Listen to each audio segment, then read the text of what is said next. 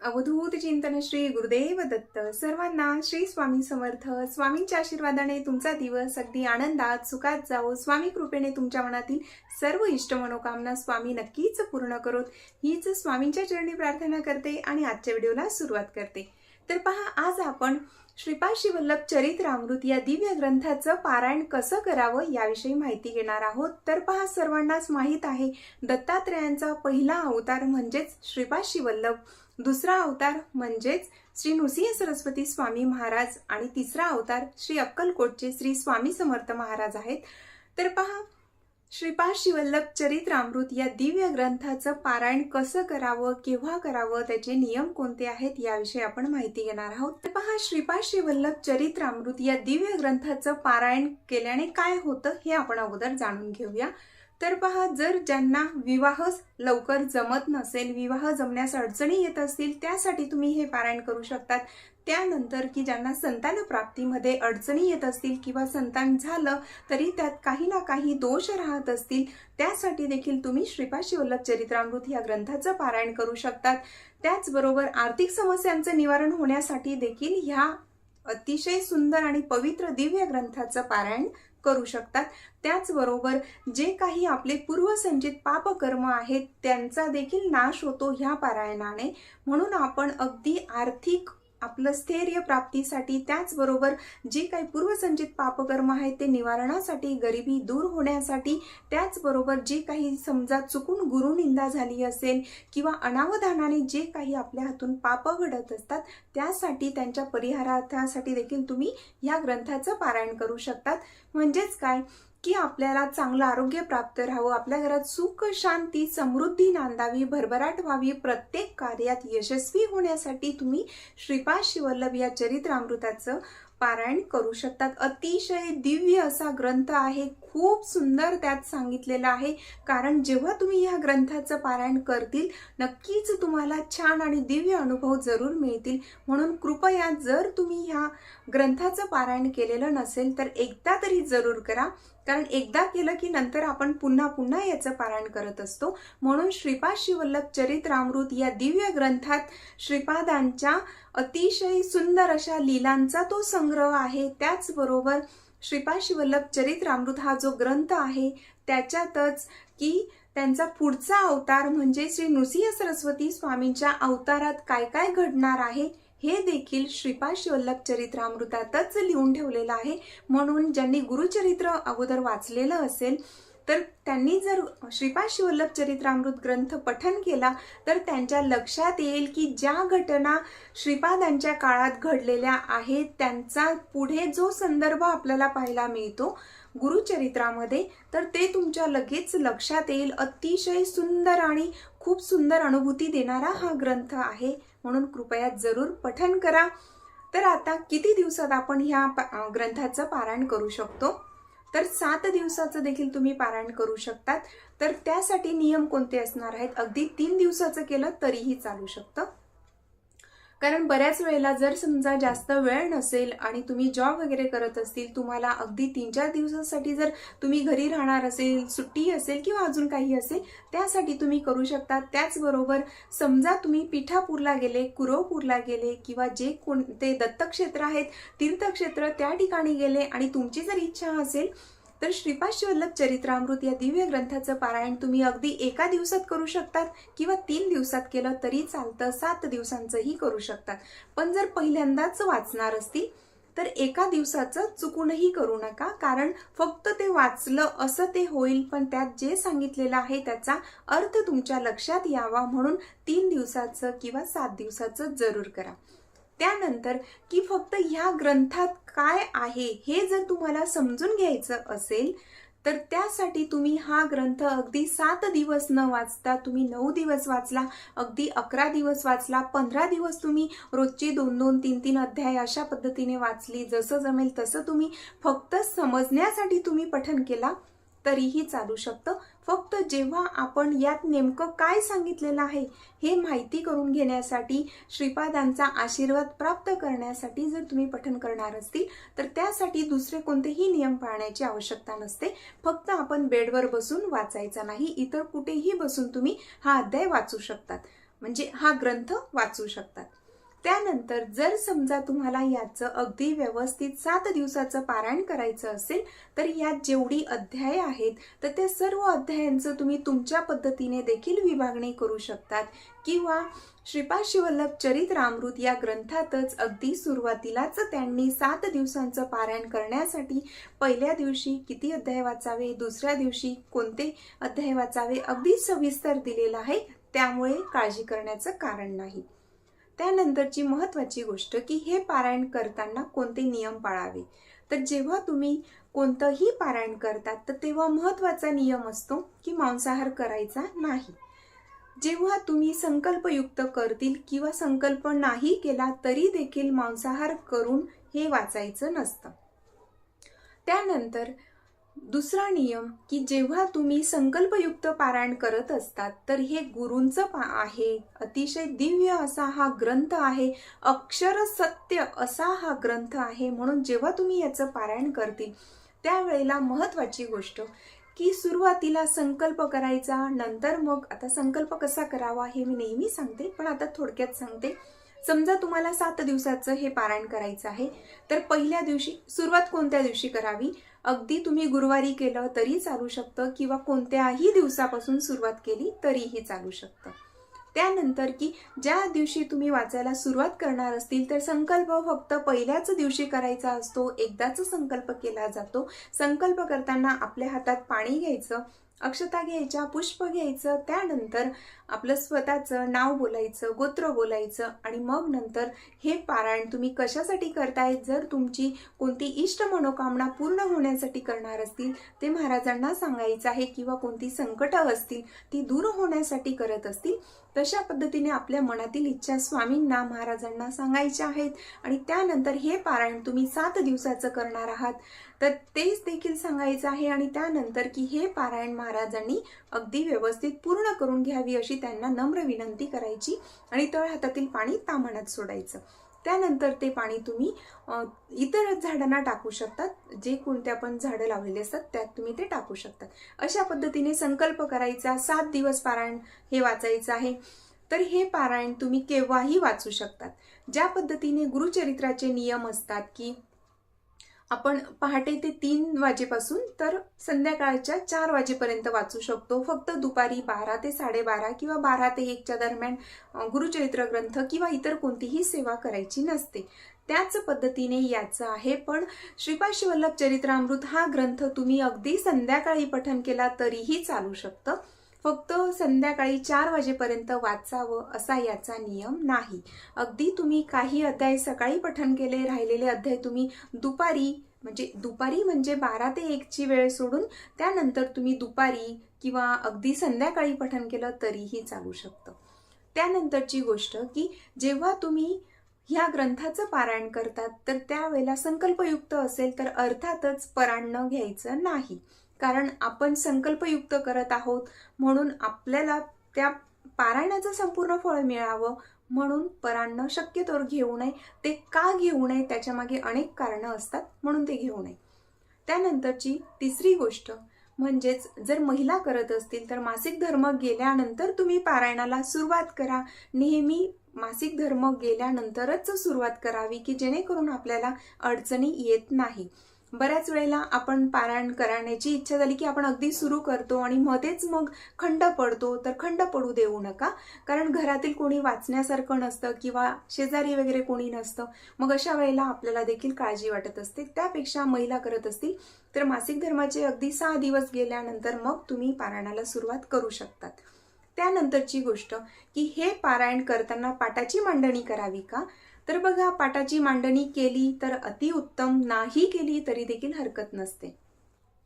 अगदी आपली रोजची नित्य देवपूजा झाल्यानंतर देखील तुम्ही पाटावर फक्त ग्रंथ पठन करताना आपण जे लाकडी पाट किंवा चौरंग जे काही असेल किंवा स्टँड असतं त्याच्यावर तुम्ही ग्रंथ ठेवायचा, ग्रंथाची पूजा करायची, धूप दीप प्रज्वलित केलेलं असावं आणि आपली जी काही रोजची पूजा असते ती झाल्यानंतर देखील तुम्ही पठन करू शकतात।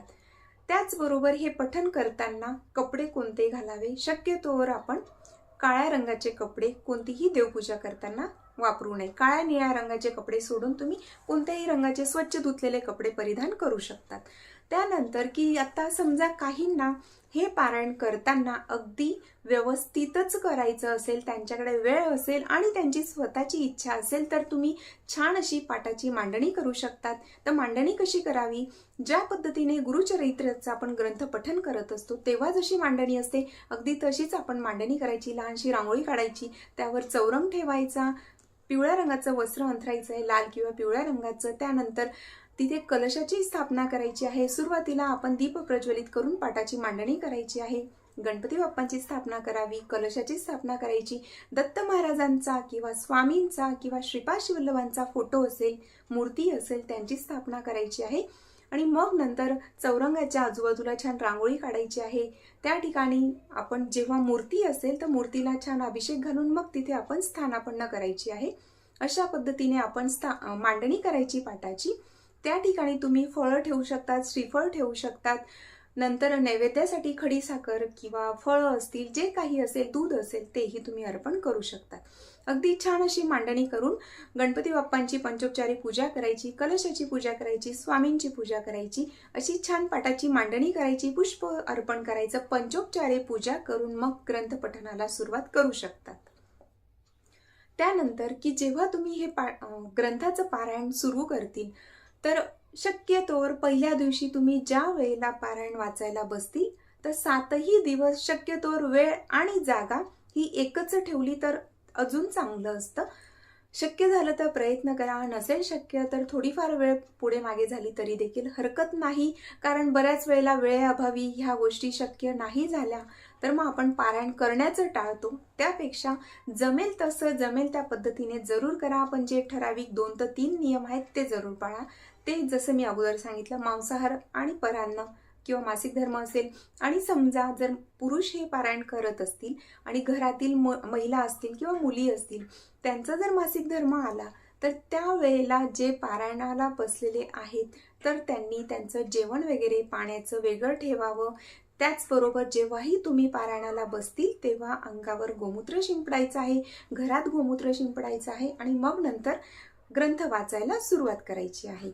अशा पद्धतीने तुम्ही करू शकतात. आणि संध्याकाळी आपण जो नैवेद्य बनवला असेल, जे जेवण बनवलेलं असेल दुपारी आणि संध्याकाळी, ते तुम्ही नैवेद्य अर्पण करू शकतात. अशा पद्धतीने 7 दिवस हे पारायण करायचं आणि मग नंतर 7व्या दिवशी किंवा 7 दिवस पूर्ण पठण झाल्यानंतर 8व्या दिवशी देखील तुम्ही उद्यापन करू शकतात. तर आता याचं उद्यापन कसं करावं किंवा पारायण झाल्यानंतर आपण काय करायला हवं, तर श्रीपाद शिवल्लभ किंवा दत्तात्रयांना अतिशय प्रिय असणारी सेवा म्हणजे अन्नदान. तर त्या दिवशी तुम्ही अन्नदान तुम्हाला जमेल तेवढं आणि जमेल त्या पद्धतीने करू शकतात. अगदी तुम्ही ज्यांना गरज असेल त्यांना फळं वगैरे दिली तरीही चालू शकतात. ज्या पद्धतीने जमेल तसं करू शकतात. अगदी साध्या पद्धतीने आहे, खूप जास्त कडक नियम नाही. पण सर्वात महत्त्वाची गोष्ट की हे पारायण करताना जेव्हा तुम्हाला ते संपण्यात येईल तेव्हा खूप तुम्हाला असं वाटेल की हे पारायण संपूच नये, एवढं सुंदर असं हा ग्रंथ आहे. म्हणून कृपया एकदा जरूर याचं पारायण करा. एकदा केलं तर नक्कीच तुम्ही नंतर करतील एवढी मला गॅरंटी आहे. कारण खूप सुंदर अशा कथा आहेत त्यात. ते वाचताना आपण अगदी त्या काळात गेल्यासारखं आपल्याला वाटत असतं. म्हणून जेव्हा तुम्ही श्रीपादांचं हे चरित्र वाचतील त्यावेळेला तुम्हाला गुरुचरित्र ग्रंथाची देखील आठवण येईल. कारण इतकं सुंदर असं हे आहे, म्हणून जरूर पठण करा. तर आता हा ग्रंथ कसा आहे बघा.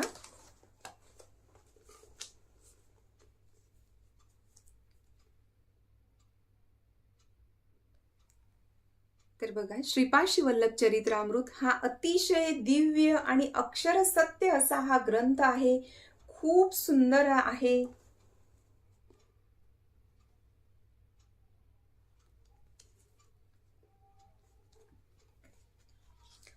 त्याचबरोबर इथे तुम्ही पाहू शकतात की हा ग्रंथ आपण का पठन करावा किंवा श्रीपाद शिवल्लभ चरित्रामृत ग्रंथ पठन केल्याने काय होतं, या सर्व यांची उत्तरं तुम्हाला इथे मिळतील बघा.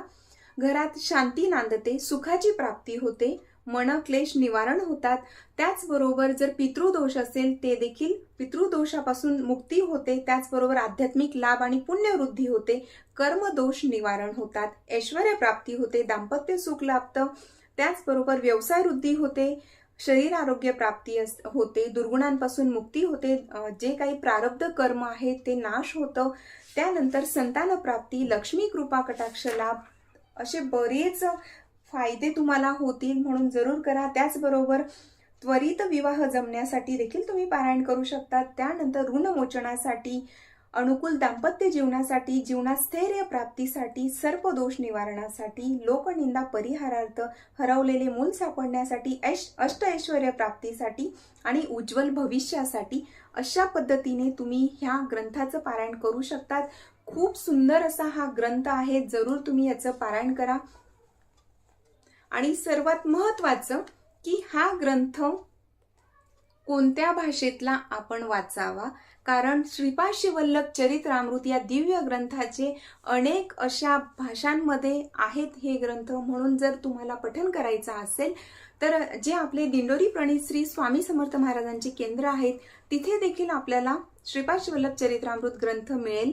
पण तिथला जो ग्रंथ आहे तर एकच आहे, फक्त त्यात आणि याच्यात फरक एवढाच आहे की हे संपूर्ण मराठीत आहे आणि ते जे आहे तर ती प्राकृत आहे. म्हणजे गुरुचरित्र जर तुम्ही पठण केलेलं असेल तर गुरुचरित्रामध्ये ज्या पद्धतीने जी लँग्वेज आहे किंवा जी भाषा आहे प्राकृत, तशा पद्धतीचं ते आहे. पण ते देखील माझ्याकडे आहे, ते मी दाखवील तुम्हाला एखाद्या व्हिडिओमध्ये. पण मला त्यापेक्षा देखील हेच आवडतं, कारण मी सुरुवातीपासून हेच पठण करते. खूप जास्त आवडता असा माझा हा ग्रंथ आहे, खूप सुंदर आहे. तुम्ही देखील एकदा नक्कीच पठण करा. तर पहा, हा जो ग्रंथ आहे श्रीपाद श्रीवल्लभ चरित्रामृत हा संपूर्ण मराठीत आहे. त्यामुळे हा जर पठण केला तर तुम्हाला ज्या घटना घडलेल्या आहेत श्रीपादांच्या काळातल्या सर्व ज्या आहेत तर त्या घटनांचं तुम्हाला लवकर त्या कळतात. आणि जर आपल्याला त्या जो ग्रंथ आहे त्यात नेमकं काय सांगितलेलं आहे हे जर आपल्या लक्षात आलं तर अजून आपल्याला ते पठण करतानाही खूप छान वाटत असतं. आणि आपण अगदी त्या ज्या यात सांगितलेल्या ज्या कथा आहेत त्यात आपण एवढे रमतो की त्या काळात गेल्यासारखं आपल्याला वाटत असतं. इतका दिव्य आणि सुंदर असा ग्रंथ आहे. म्हणून एकदा नक्कीच तुम्ही पठण करा. आणि सर्वात महत्त्वाची गोष्ट, ज्यांना पिठापूरला जायची आणि कुरोपूरला जायची इच्छा आहे त्यांनी हा ग्रंथ पठण करा. श्रीपादांच्या कृपेने म्हणजे लवकरात लवकर तुम्हाला नक्कीच पिठापूर आणि कुरोपूर यात्रेचा जो काही लाभ आहे तो नक्कीच मिळू शकतो. अशा पद्धतीचा हा ग्रंथ आहे, अतिशय सुंदर असा ग्रंथ आहे. कदाचित मी फ्रंट कॅमेराने शूट करते म्हणून ते तुम्हाला व्यवस्थित दिसेल की मला नाही माहिती. आणि बघा, अशा पद्धतीने अगदी मराठीत आहे. आय थिंक हे तुम्हाला व्यवस्थित दिसत नसावं, पण मराठीत आहे.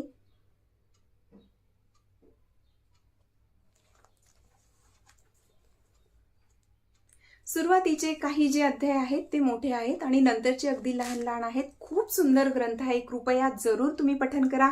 आणि ह्या ग्रंथाविषयी मी जवळपास सर्व सांगितलेलं आहे, पण तरी देखील जर तुमच्या काही शंका असतील तर तुम्ही मला कमेंटमध्ये विचारू शकतात. मला जे माहीत आहे ते सांगण्याचा मी नक्कीच प्रयत्न करेल. त्यानंतर की ज्यांना हे पारायण श्रीपाद श्रीवल्लभ चरित्रामृत हे पारायण करायचं असेल तर ते कोणत्याही दिवशी आणि कोणत्याही वेळेला तुम्ही सुरुवात करू शकतात, हे मी अगोदरच सांगितलेलं आहे. त्यानंतर म्हणजे याचा असा नियम नाही की तुम्ही ह्याच दिवशी सुरुवात करा किंवा काय, असं काही नाहीये. तुम्ही कोणत्याही दिवशी सुरुवात करू शकतात आणि कोणत्याही वेळेला पठण करू शकतात. त्याचबरोबर जर अजून एक महत्त्वाचा नियम राहिला तर 7 दिवसाचं जेव्हा संकल्पयुक्त पारायण करत असतील तर त्यावेळेला ब्रह्मचर्य पालन करायचंच आहे. ज्या पद्धतीने आपण गुरुचरित्र ग्रंथाचे नियम पाळतो अगदी त्याच पद्धतीने. त्याचबरोबर कांदा लसूण खायचं की नाही असा प्रश्न म्हणजे विचारू शकतात, कारण मी ते सांगितलं नाही. तर पहा, आपण जेव्हा पारायण करतो तर तेव्हा कांदा लसूण वर्ज करायचं असतं. शक्यतोवर तसंच करा. जे आपण गुरुचरित्रासाठी नियम पाळतो ते सर्व नियम पाळून करा, नक्कीच तुम्हाला फलप्राप्ती होईल. खूप सुंदर असा ग्रंथ आहे, म्हणून जरूर पठण करा. पुन्हा भेटूया अशा छान व्हिडिओ सोबत. तोपर्यंत सर्वांना श्री स्वामी समर्थ.